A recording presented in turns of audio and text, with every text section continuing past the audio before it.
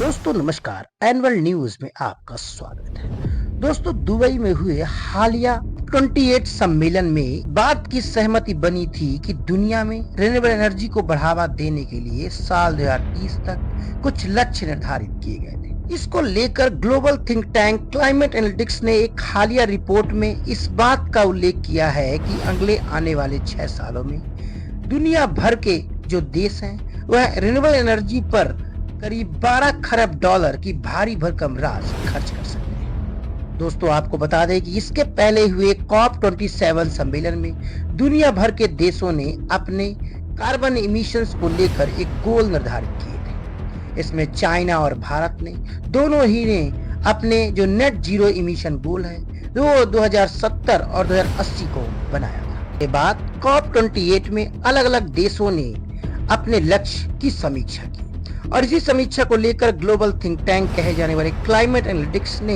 एक रिपोर्ट इसके ऊपर प्रकाशित की है। इस रिपोर्ट में क्लाइमेट एनालिटिक्स ने दुनिया भर में रिन्यूएबल एनर्जी पर होने वाले खर्चे की समीक्षा करते हुए इस रिपोर्ट में अपने लक्ष्यों के प्रति ये देश कितने जिम्मेदार हैं इसकी चर्चा बखूबी की गई है। इसी दिशा में काम करते हुए भारत और चीन का ही अक्षय ऊर्जा में निवेश दुनिया में सबसे ज्यादा निवेशकों के दृष्टिकोण से आता है। यानी यह कहना अत्युक्त नहीं होगा कि ये दोनों देश मिलकर कुल अक्षय ऊर्जा का करीब 8.1 टेरावाट से भी ज्यादा यानी पूरी दुनिया का करीब 47% हिस्सा मुहैया कराएंगे। रिपोर्ट में इस बात की भी चर्चा की गई है कि भारत और चीन में अभी भी कोयला और गैस सबसे ज्यादा इस्तेमाल में लाया जाता है, लेकिन ये दोनों ही देश रिन्यूएबल एनर्जी यानी सोलर एनर्जी पर काफी तेजी से काम कर रहे हैं।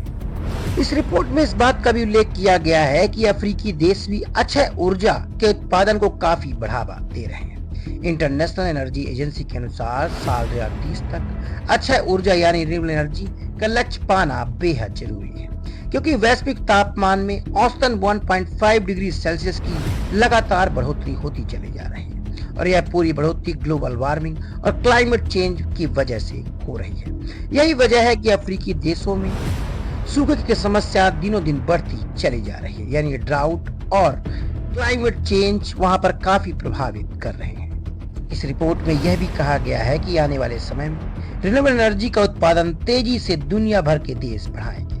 वहीं भारत और चाइना इसमें सबसे अग्रणी भूमिका